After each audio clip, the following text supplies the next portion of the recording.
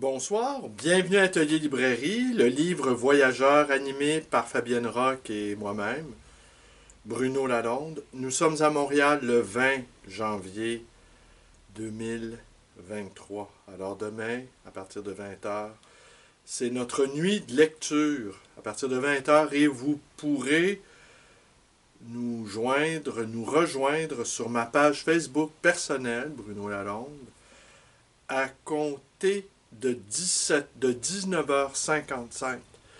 Et une bonne trentaine de gens vont défiler et lire des textes qu'ils ont aimés, qu'ils ont écrits dans certains cas. Il y a des auteurs reconnus, d'autres moins, d'autres qui vont se révéler à vous. Et ce Facebook Live durera pendant 7 heures. Alors, je vous invite donc à quelle heure pour mes amis européens? 20 heures, donc 2 heures du matin. 2 heures du matin jusqu'à 7 heures. Non, 2 heures du matin jusqu'à 9 heures. Alors, vous pourrez prendre le petit déjeuner avec nous, amis européens. Alors ce soir, je vais vous montrer une des pièces que j'aime bien de ma bibliothèque, de ma private collection, et qui n'est pas si abondante. Oui, elle est abondante, mais les pièces très rares, ou en tout cas relativement rares, je n'en possède pas tant que cela. Mais celle-ci, je l'aime plutôt bien. Et j'aime l'arrière-plan historique. C'est Jean Cassou qui a été Jean Cassou. C'est qui Jean Cassou? Il est né en 1896, mort en 1986. Il a été le fondateur, entre autres, du Musée d'art moderne de Paris. Traducteur, poète, écrivain, critique. Et il a été résistant. Il a été incarcéré dans la prison de Vichy en 1944. Et il a écrit dans sa cellule, dans son cachot, où ses tortionnaires l'avaient privé de livres et de journaux. Alors on imagine un homme de livres privé de livres et de journaux, là, ou une femme de livres. C'est presque impossible à imaginer. C'est une torture. Et il raconte, en épilogue de 33 sonnets composés au secret, il raconte qu'ils ont eu un petit bout de journal, une feuille de journal, une feuille de chou, qu'ils ont, lui et son co-détenu, qu'ils ont dévoré.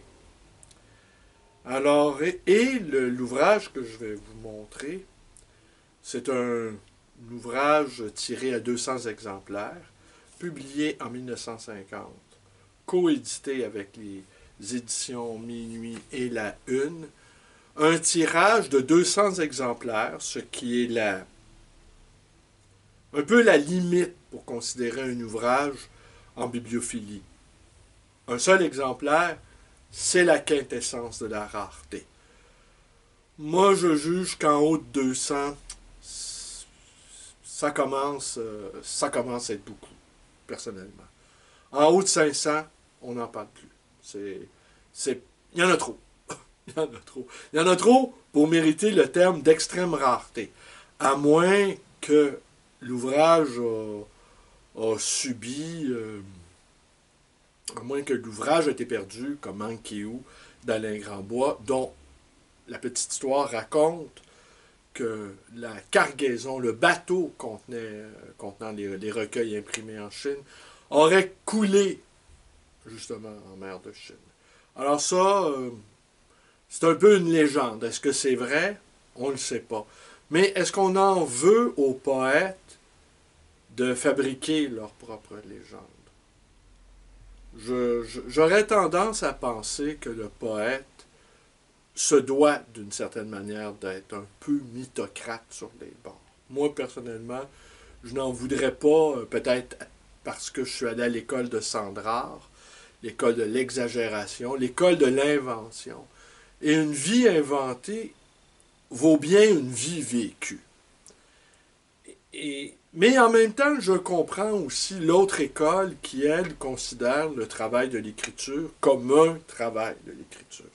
Et on n'a pas besoin d'affabulation, on n'a pas besoin de création mythique.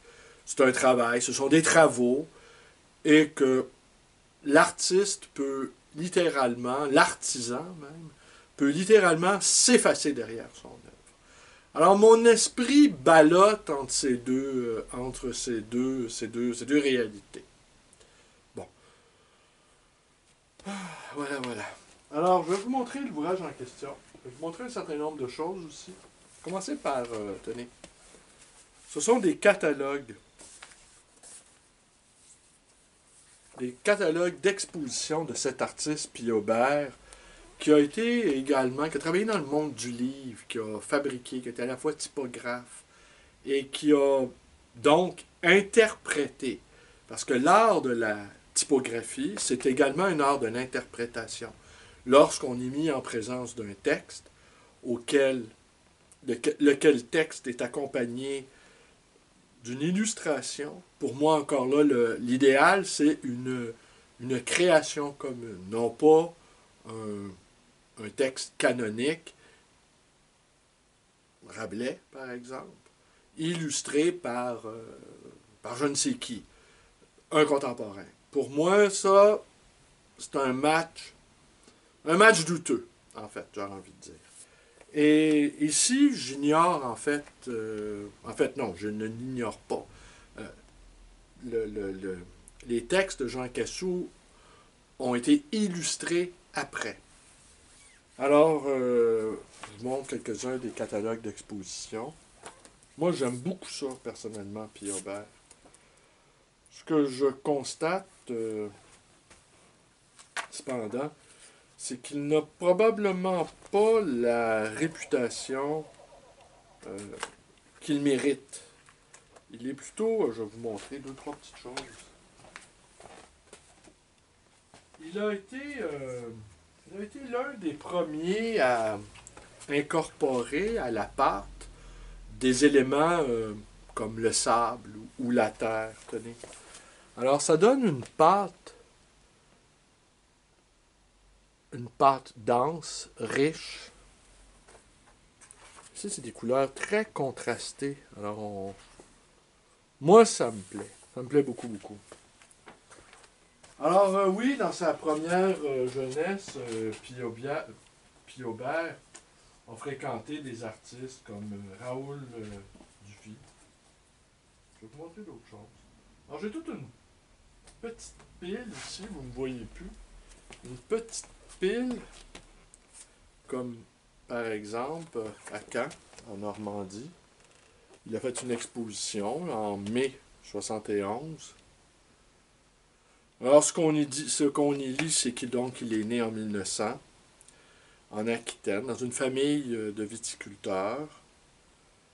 À l'âge de 22 ans, il s'installe à Montparnasse et il fréquente la Bohème.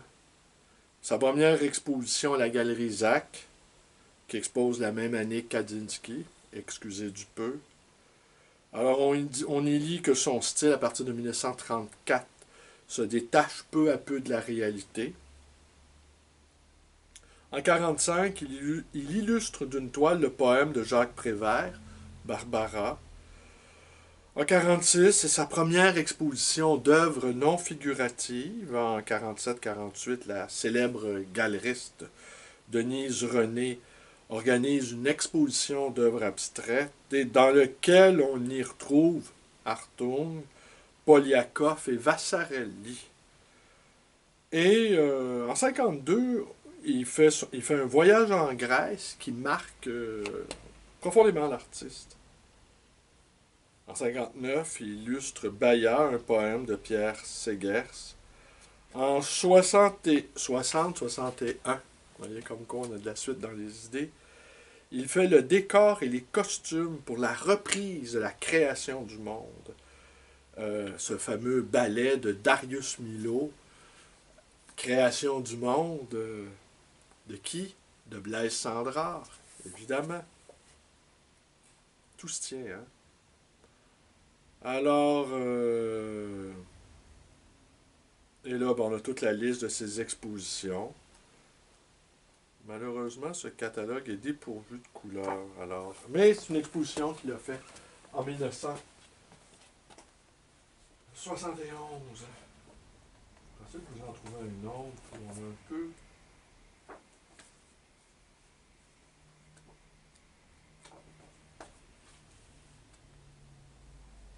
Tenez ici, c'est au musée. On dirait que c'est en Suède. Ouais. Tenez.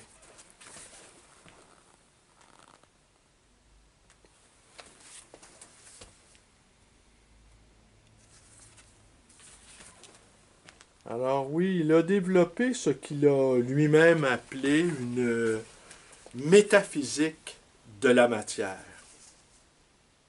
en y incorporant des éléments étrangers à la peinture, en lui donnant ce relief à la fois fait de pigments, à la fois d'huile, de terre et de sable, offrant une densité figurative. Voilà.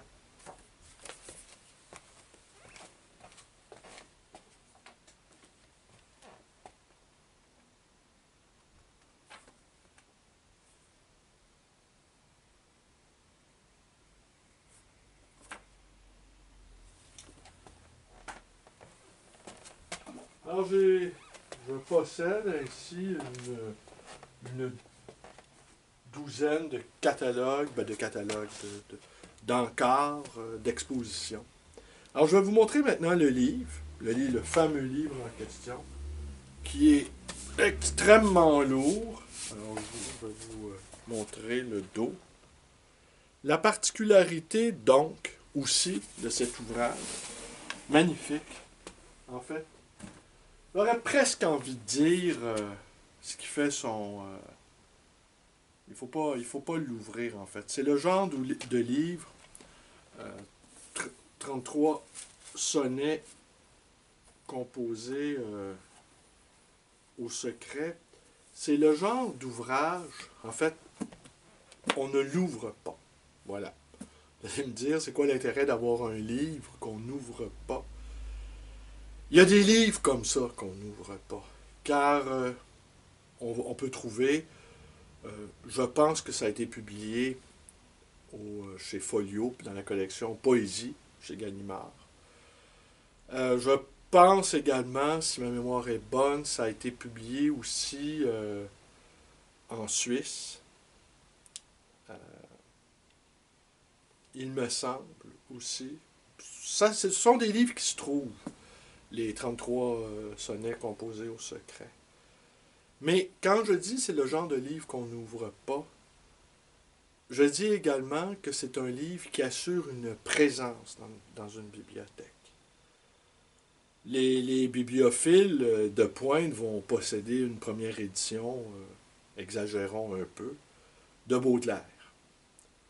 Et ils n'iront pas jusqu'à faire comme Paul Éluard, qui était le fils d'un industriel très fortuné, à vouloir lire Baudelaire ou Rimbaud dans la première édition. Ça, c'est à la fois un luxe de poète, à la fois un luxe d'esthète, que très, très, très peu de collectionneurs peuvent se payer. Quant à celui-ci, alors je vous disais, assurer une présence. C'est que, forcément, un livre très, très rare, moins on le manipule, mieux il se porte. Et le texte, étant déjà matérialisé, un texte important, canonique, comme Baudelaire ou Rimbaud, contrairement à une image, ainsi que l'affirmait Walter Benjamin, il n'y a pas de perdition dans sa reproduction.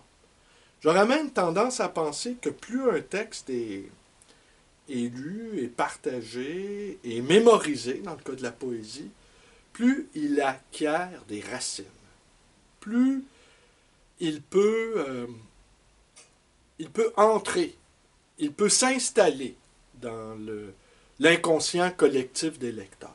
Parce qu'il y a un inconscient collectif des lecteurs. Ça, c'est clair.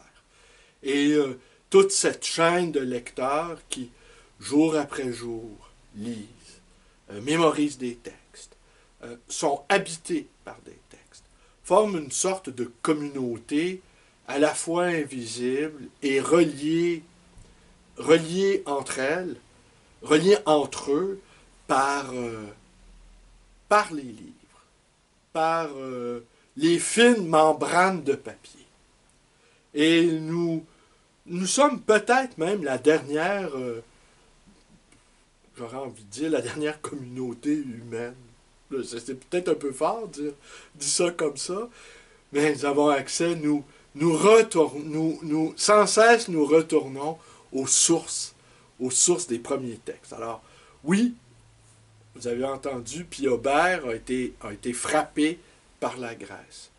On imagine qu'en tant qu'artiste, il a ressenti le miracle grec, là où est né en partie ce qui forme le fond de la pensée occidentale.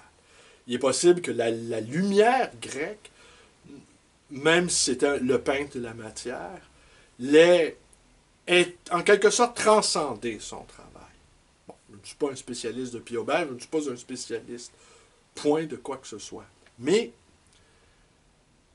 un livre, donc, pour en revenir au livre non lu parce qu'il est précieux physiquement, son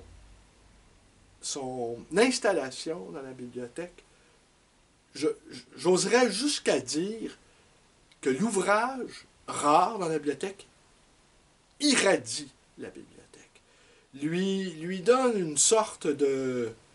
Même s'il est entouré de livres que l'on peut retrouver partout, j'avais envie de dire, même s'il est entouré de livres de tout venant, eh bien lui, le rare, en prenant sa place parmi les humbles ouvrages, bonifie tout le monde.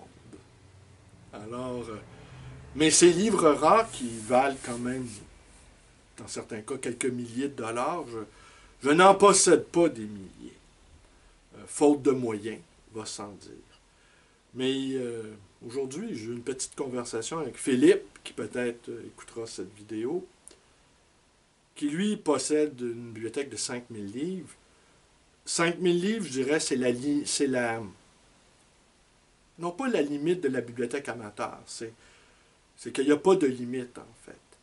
Mais à partir du moment qu'on en possède plus de 5000, ça prend presque une professionnalisation de sa bibliothèque. Ça prend une organisation extrêmement méthodique.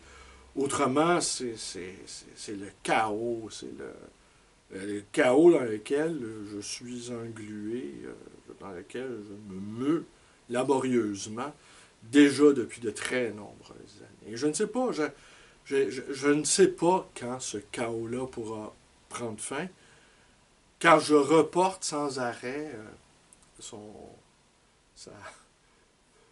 non pas sa chevauchée, mais sa limitation peut-être. Alors oui, pour en revenir à l'ouvrage de Piobert, je vais vous lire un seul sonnet, ou peut-être pas, enfin je vais voir. La reliure, c'est la reliure ici qui donne une grande valeur à ce livre. Elle est de René Kieffer. Alors René Kieffer, c'est un relieur très, très, très important. Et si je m'approche, peut-être vous allez pouvoir voir. Alors c'est en soi, c'est presque un tableau. Hein? Et c'est un tableau qui s'apparente justement au travail de Jean Piobert.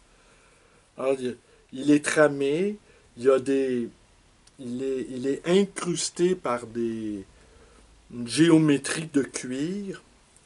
Et en fait, on a l'impression de tenir un tableau abstrait. Mais ce n'est pas un tableau abstrait, c'est un livre. Alors, et c'est vraiment j'ai peine à l'ouvrir. Tenez, je ne sais pas si vous... Non, vous ne pouvez pas bien voir. Je m'approche. Mais j'ose pas l'ouvrir, vous voyez? J'ose pas l'ouvrir. Je sais que j'ai à quelque part dans ma bibliothèque une édition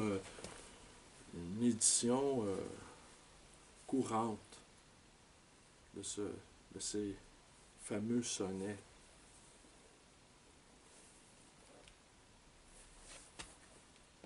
celui qu'étoile, vous avez pris comme cible de vos cris anxieux, et qu'aller pourchassant, ne vous irritez plus s'il se rejette errant au bord du monde ardent et se fait invisible. Rien qu'un méchant fantôme, une ombre inaccessible et pareille. Vous rappelez-vous l'enfant prodigue de Rainer Maria, s'enfuyant pour ne pas être aimé de cet amour terrible? Exigence des cœurs diffuse dans la nuit, beau regard confiant, détournez-vous de lui, et vous, morte et mort, alourdi de pardon, écartez votre vol de sa déserte grève. Ah, c'est lui, serre en pleurs, courbant enfin le front, qui vient vous retrouver chaque soir dans ses rêves. Ah, c'est presque de la théopoésie, hein? C'est presque une célébration, j'aurais envie de dire, non, ouais, théopoésie.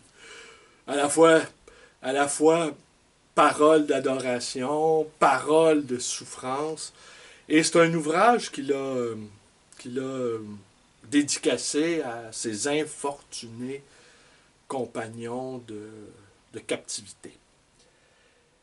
Et quand on y pense, mémoriser, il n'y avait pas de crayon, il n'y avait pas de papier, et de mémoriser ainsi, jour après jour, des sonnets, selon les règles des sonnets, et 33, se fixer, hein? Bon, vous avez la symbolique du chiffre 33, ne vous aura évidemment pas échappé. Dans une cellule où, à chaque jour, on risque d'être appelé et à être exécuté, on imagine dans cette prison à la redoutable réputation qu'il devait entendre de temps à autre les salves de fusils exécutant les résistants. Une partie d'ailleurs de ces résistants avec lesquels il a œuvré contre l'inique régime nazi a été capturé. Lui a réussi à s'enfuir à temps. Mais il s'est quand même retrouvé dans cette prison de Toulouse. Alors on imagine le travail de l'esprit. Ce travail de l'esprit encellulé, n'ayant aucune ressource matérielle pour pouvoir lire, pour pouvoir écrire, et se cramponner comme ça, créer dans sa tête, d'apprendre par cœur, jour après jour, sans aucune possibilité de voir le travail de ses yeux, de voir le travail matériel de l'écriture, que tout cela se fait uniquement par une oralité intérieure. Pour moi, ça me dépasse complètement. D'imaginer la souffrance, l'âpreté de sa situation, l'insigne courage qu'il lui a fallu pour pouvoir affronter la bête immonde. Il est résisté de toutes ses forces par le travail de l'esprit, le travail de l'imagination. Ne pas donner à ses bourreaux son désespoir. Et de créer quelque chose avec absolument rien. Pour moi, c'est inimaginable. C'est inimaginable. Pour ma part, c'est inimaginable. Et je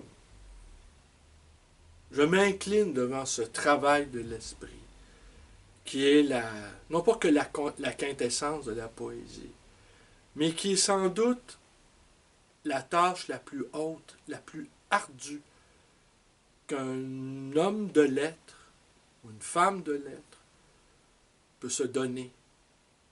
Créer dans des conditions ignobles un objet de beauté qui est un affront aux oppresseurs. On ne sera pas étonné que d'ailleurs le livre, dès le lendemain de la fin de la guerre, a été publié. Et là-dessus, il faut rendre grâce à tous ces poètes résistants qui ont donné leur vie, qui ont risqué leur vie pour, euh, pour mettre fin au régime hitlérien. Pour ma part, avec les résistants allemands, ce sont des héros hors normes, ce sont des héros gigantesques. Et le modèle est tellement élevé que je ne sais même pas comment on peut penser même vouloir les approcher. Surtout dans la société dans laquelle nous sommes, où en fait on a toute licence de dire n'importe quoi, littéralement n'importe quoi. Et même s'il y a beaucoup de débats en ce moment sur la censure, je pense qu'il y a quelque chose qui n'est pas suffisamment souligné. Oui, être censuré, c'est grave. Oui, être menacé dans l'exercice de sa parole, c'est grave. Mais il y a quelque chose de plus grave encore. C'est de n'avoir rien à dire. Et la parole vaine, la parole facultative, la parole portative, la parole dubitative, l'inutile parole qui est abondante, qui est surabondante, qui noie tout, qui noie le sens, qui noie le silence, qui noie la sensibilité, qui efface même les raisons de se lever le matin. Cette parole bavarde, cette parole impétueuse qui n'arrête pas de jacter. Eh bien, je pense que c'est plus grave encore. Cette inflation de la parole. Je pense que c'est plus... Cette inflation indigente de la parole. Je pense que c'est plus grave que la censure. Et on n'y prête pas assez attention, selon moi. Et tous les discours sur les méfaits de la censure visent peut-être à dissimuler le fond de l'affaire, c'est-à-dire l'omniprésence de la vaine parole. Et un ouvrage comme celui de Cassou, écrit dans des conditions atroces, témoigne de la nécessité, selon moi, d'avoir une parole ajustée à sa vie. Et je conclurai en y allant d'une petite confession. J'ai souvent confondu la praxis, la praxis chère aux marxistes, avec l'adéquation de sa pensée et de ses actes.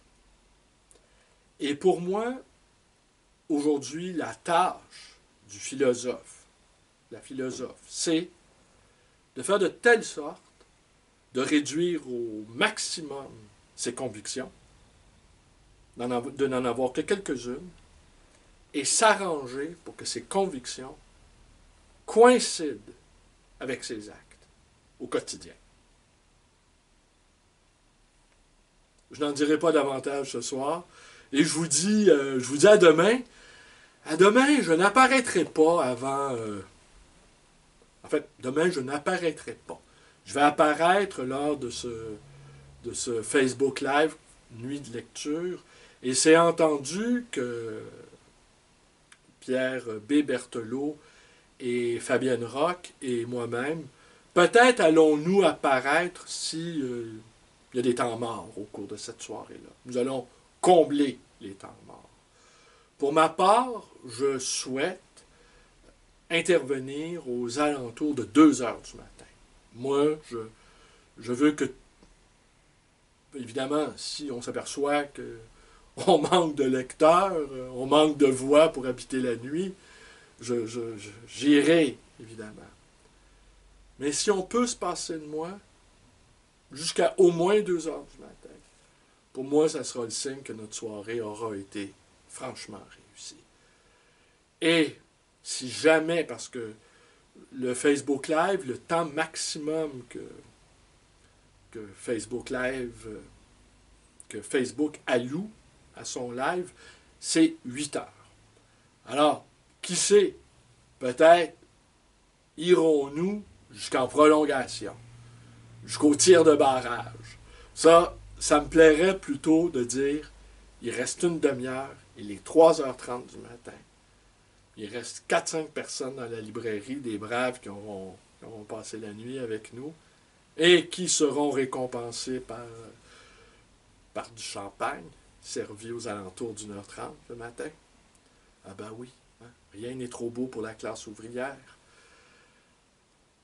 Eh bien, si moi je lis à 3h15, 3h20, ça ferait bien mon affaire. Tout le monde serait éreinté, tout le monde n'en pourrait plus entendre des textes. Peut-être on se mettrait à hurler Rolling Stone, Bruno, ta gueule. Ça veut dire que vraiment, on aura réussi cette nuit de lecture. À demain.